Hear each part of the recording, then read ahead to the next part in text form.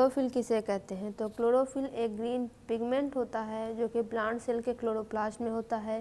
Chlorophyll कुछ algae और कुछ बैक्टीरिया में भी पाया जाता है। फोटोसिंथेसिस में ये एक महत्वपूर्ण भूमिका निभाता है।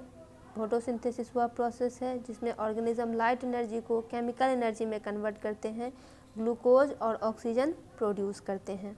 इसके कुछ विशेषताएं हैं, जिससे पहला होता है ग्रीन पिगमेंट। क्लोरोफिल अपना ग्रीन कलर देते हैं प्लांट को क्योंकि क्लोरोफिल सनलाइट को एब्जॉर्ब कर लेते हैं, क्योंकि ब्लू और रेड वेवलेंथ में ये सनलाइट को एब्जॉर्ब करते हैं और ग्रीन लाइट को रिफ्लेक्ट कर देते हैं। फिर आता है फोटोसिंथेसिस। क्लोरोफिल लाइट एनर्जी को कैप्चर करते हैं और फिर इसको केमिकल एनर्जी में कन्वर्ट कर देते हैं। क्लोरोफिल कुछ प्रकार के भी होते हैं, जैसे क्लोरोफिल ए, ये प्राइमरी पिगमेंट होता है जो कि फोटोसिंथेसिस में इन्वॉल्व होता है।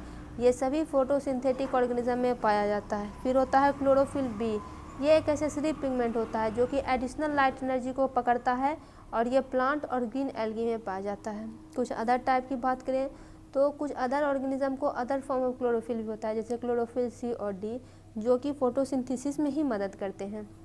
फंक्शन क्या है? तो पहला है लाइट एब्जॉर्ब करना।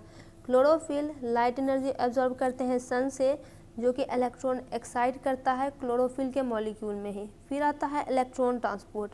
जो एक्साइटेड इलेक्ट्रॉन होता है वो अब ट्रांसफ़र होना शुरू हो जाता है।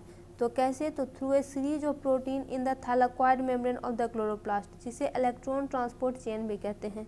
फिर आता है एनर्जी कन्वर्सन। तो एक्साइटेड इलेक्ट्रॉन से जो एनर्जी आई, ये एडीपी और इनऑर्गेनिक फॉस्फेट को एटीपी में कन्वर्ट कर देगी और वो NAD+ को NADPH में भी रिड्यूस कर देगी, जो कि एनर्जी कैरियर होते हैं। फिर है सिंथेसिस ऑफ ग्लूकोज, यानी ग्लूकोज को बनाना। ATP और NADPH जो कि लाइट डिपेंडेंट रिएक्शन में प्रोड्यूस होते हैं, वो केल्विन साइकिल में यूज होते हैं। केल्विन साइकिल में इनका यूज होता है और वो कार्बन डाइऑक्साइड को ग्लूकोज में कन्वर्ट कर देते हैं। एक ऐसा प्रोसेस जो कि क्लोरोप्लास्ट के स्ट्रोमा रीजन में होता है। इसका इम्पोर्टेंस क्या होता है? तो ऑक्सीजन प्रोडक्शन। फोटोसिंथेसिस में ऑक्सीजन प्रोड्यूस होती है एज ए बाय प्रोडक्ट, जो कि एरोबिक ऑर्गेनिज्म के सर्वाइवल के लिए ज़रूरी होता है, जैसे कि हो गया ह्यूमन। फिर आता है एनर्जी सोर्स। तो जो ग्लूकोज है जो फोटोसिंथेसिस में प्रोड्यूस होता है, वो प्लांट और दूसरे ऑर्गेनिज्म के लिए एनर्जी स्रोत का काम करता है। फिर एक कार्बन डाइऑक्साइड रिड्यूस भी करता है। फोटोसिंथेसिस कार्बन डाइऑक्साइड के लेवल को रिड्यूस भी करते हैं और इस तरह से वो अर्थ पे गैसेस का बैलेंस बनाते हैं। क्लोरोफिल बहुत ही ज़रूरी है, बहुत फंडामेंटल है।